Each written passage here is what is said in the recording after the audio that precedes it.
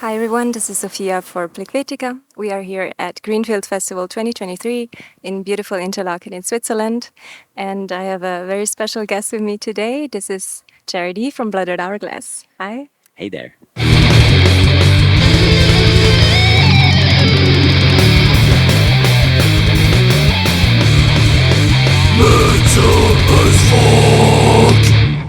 So you just got off stage. How was the show? I really enjoyed that show. There's something very special about Switzerland. Every time we play here, it feels like, at least personally to me, it feels like the second home. So really no complaints can be made. And a lot of people, really a lot of people, like since the last time we played here in 2018, gains were made. I was happy to see that. Got it. Yeah, that was 2018, 5 years ago. Was it different this time around? I think we had the very same slot. We opened the festival back in 2018, and this was different because, as far as I can recall, the amount of people was like triple. So, yeah, but yeah, really enjoyed that one. It was super cool. All right. So a lot has happened since 2018. You released 2 albums, Godsend in 2019 and Your Highness in 2021. And it seems like the next one is already lurking around the corner. Is there anything you can tell us? Yeah, I can tell you a lot about it because I happen to know that this will be published a bit later. So yeah, it will be late October this year. We're gonna publish or release the next album that we've been working on recently. We just actually received the final mixes of the record, the final master files, and we're at the very final stages of putting it all together, so to say. So yeah, next one coming out in a few months. And what's the name? What's the name? Should I tell you the secret? The album is titled House to Heart. Okay, thank you so much for sharing that. Really appreciate You're it. welcome. It's pretty exclusive, at this point of the summer already. Maybe we can talk about the 2 singles you did already release from this album. So, India Flowers and The Sun Still in Me. So, not an expert in floristry here, but the cherry blossom is said to be a representative for time of renewal, optimism, new beginnings. The song India Flower, however, does not sound too optimistic. Yeah, it's part of the big picture, being the full album, which I don't know what I should tell. It's maybe the chapter I wish I never ever had to write, in a way, but I really did have to. And it pretty much goes through the stages of grief in the middle of circumstances where you end up in a situation where you think you've lost irreplaceable human connections and relations from your life. And In Lieu of Flowers is more or less the bargain chapter of the record. So it's kind of like, down there, as a expert of psychology. you know how it goes through. So it's kind of down there. And yeah, but still it's a strong symbol for rebirth. And it has some special meanings and special stories behind, but I will not dive into the details right here, right now. All right, but thank you for sharing that. Chapter. Yeah. Okay. And the follow-up single, The Sun Still in Me, which is directed and edited by you, the video, right? Mm-hmm. We have a solar eclipse, we have the butterflies, a bee. Can you explain those symbols? Oh, gosh. You're playing tough on me, right? Yeah.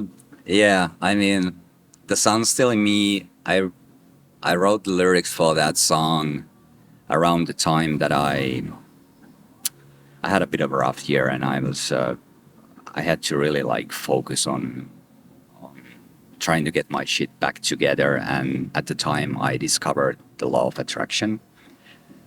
So the whole song is kind of themed around that. And I don't know what's wrong with me, but you know, nature and symbols like that, butterflies and bees and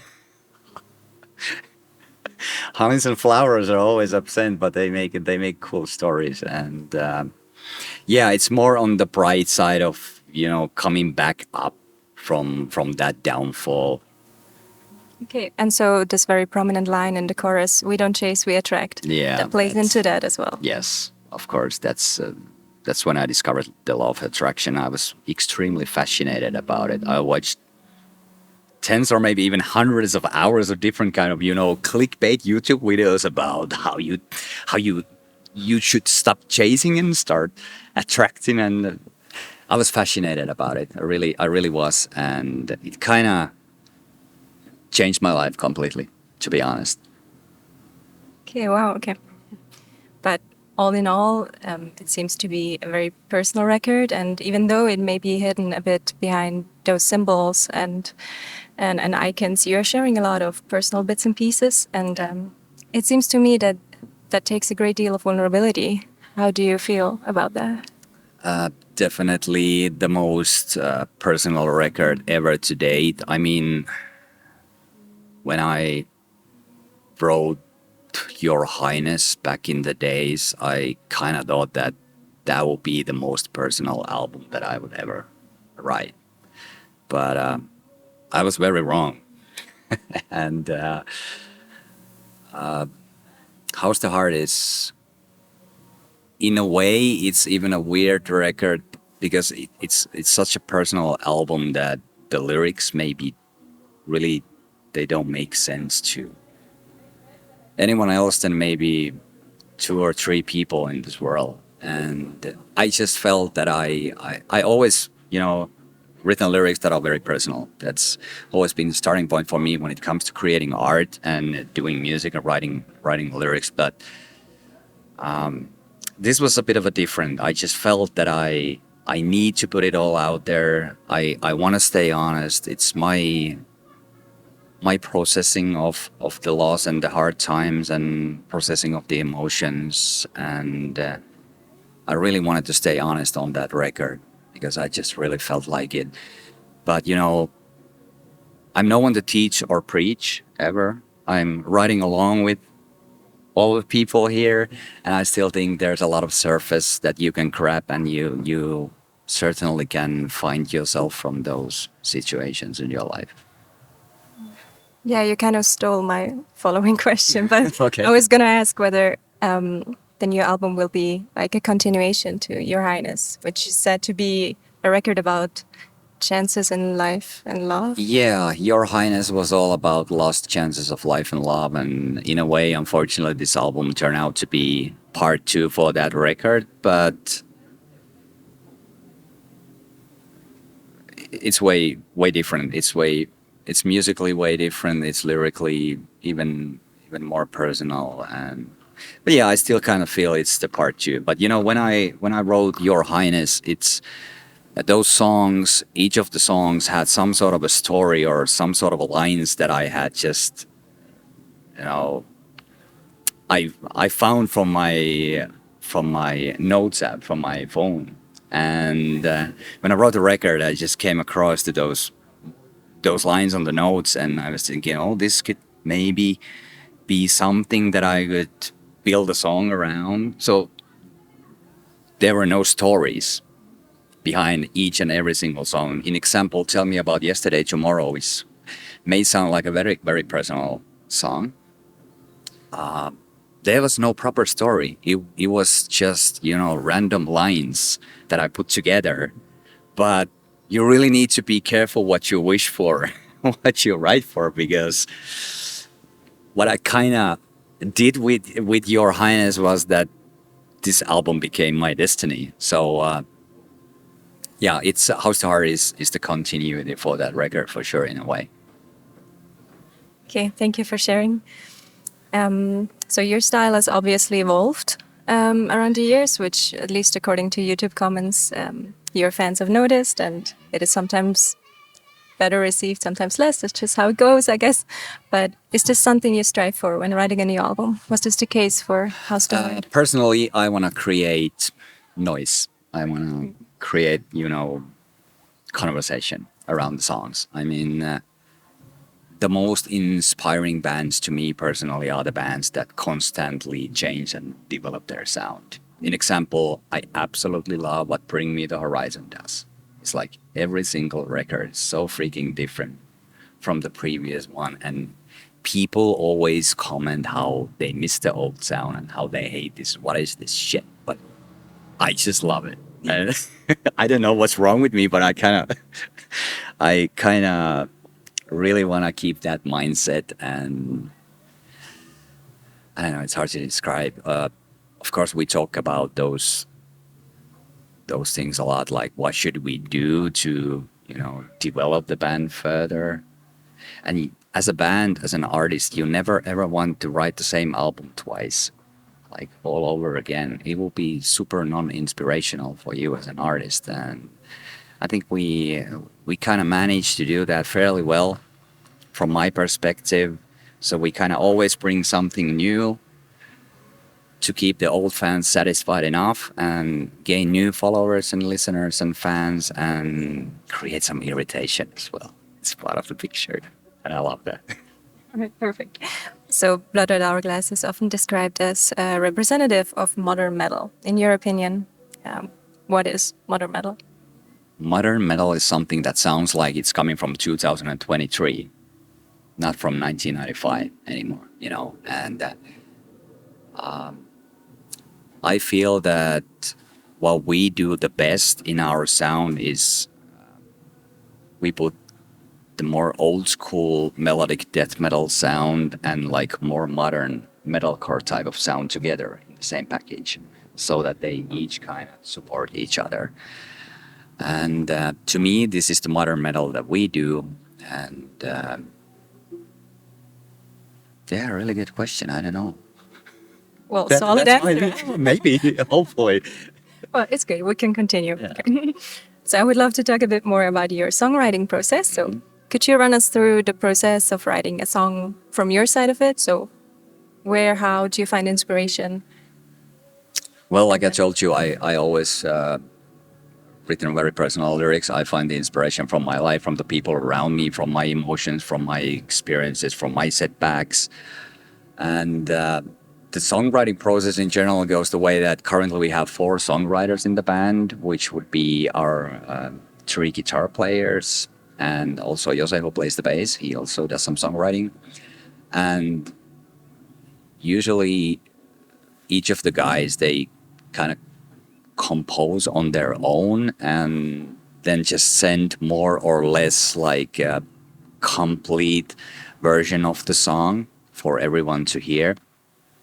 And then together we start to work on it. And usually we create some sort of variation and changes in the structure of the song. So when the first version comes out, it's very rarely the occasion where it's exactly like that when it's up to the actual album. So there's a lot of work around that. We plan it a lot together, and they program the drums. It's super easy thanks to 2023 because you don't have to be in the studio. You can just do it all on computer and use guitar plugins and just compose the song on your own and make it sound very decent. Home quality demos these days. And yeah, each of the guys, they send their ideas, we comment, we work on them together, and then I start doing my personal stuff on top of it. I usually do it at home, which is kind of unfortunate for the neighbors, but I'm too lazy to go to the rehearsal place, so I just have my microphone on and then just place the demo track on Logic Pro and kind of start building it. I do the markers and I create it with the tempo and stuff, so I have a clear picture of how the song evolves, and just start doing some random lines that it's more or less like a freestyle lyrics that comes to my head, and I record that and then I listen like, okay, this has a nice flow.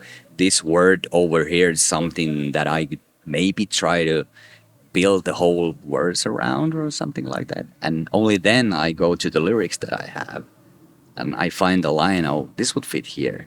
And that's usually when, I kind of get the idea like this song could be about this topic, or maybe even the title of the song comes at that point. And I work it from there. And then I send the vocal demo, and most of the cases the guys kind of approve it. extremely I'm extremely lucky that they really allow me to do what I feel like I want to do, and I'm super grateful for that, because this is one of the key factors that makes it super simple for me to stay honest and do my shit and my stuff, and bring in my personal vision. It means a lot to me.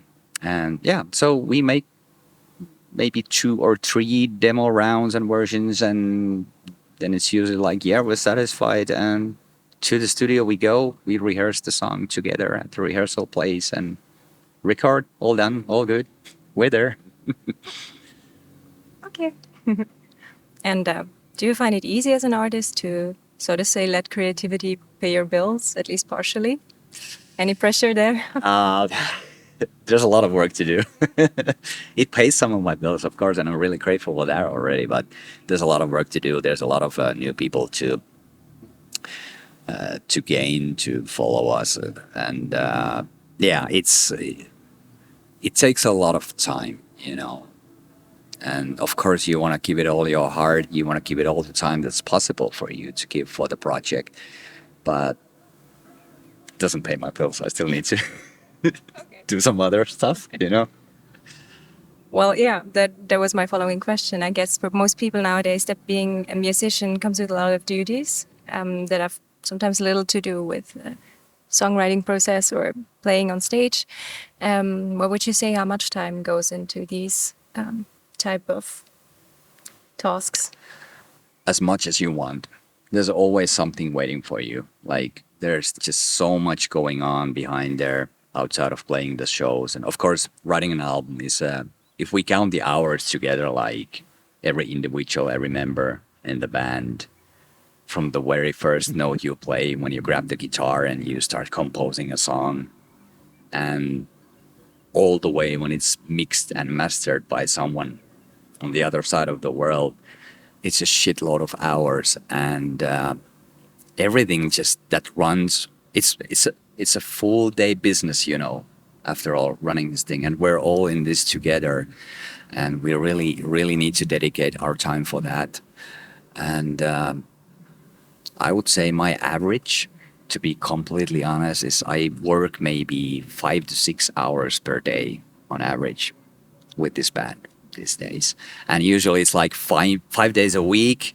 And the weekends you play the shows. And Mondays, they're kind of like, I dedicated them personally to recovering. So I removed the alarm clock on Monday morning and mostly the whole Monday. Actually, but yeah, as much time as you are able to dedicate for the band, it's always there. There's always something, all kinds of tasks. Yeah. Okay, and speaking of like extracurricular things, you made your own festival, Yeah. right? Black Box Mikkeli. Yeah. Can you tell us how this came about? A few years ago, we thought that Mikkeli, where we originate from, is kind of dying, like music culture wise. And we used to have a really cool festival called Jurassic Rock in Mikkeli many years, and unfortunately that festival died eventually. And we kind of thought that maybe it's time for us to try to wake up the scene, wake up the culture, and we wanted to give it a shot. It was perfect timing for us with the album release. We wanted to create a very special album release show. We wanted to do that in our hometown back in the days. And yeah, we just thought that, hey, why not? Let's give it a shot. Let's make a festival. Let's try something. Let's create something cool, because we can. And it was a success. We decided to continue. Second year was okay as well. And now third time in a row as a second day indoor stadium festival. Will you be playing House to Heart full length again? Like you did with Your Highness? We have not decided that yet, but it's under consideration for sure. Okay. So we've already come to an end right now. So it's just one last question. Jaredi, how's the heart? Heart is fine. Thanks for asking. Good. Heart is fine. And how's your heart, Sophia? Perfect. Thank you. Beautiful. Okay. So thank you so much for taking your time. Thank you for sharing with us the information about your new album. And also you, thank you for watching. Don't forget to like, share, and subscribe, and check out Bloodred Hourglass. And I'll catch you next time. Bye.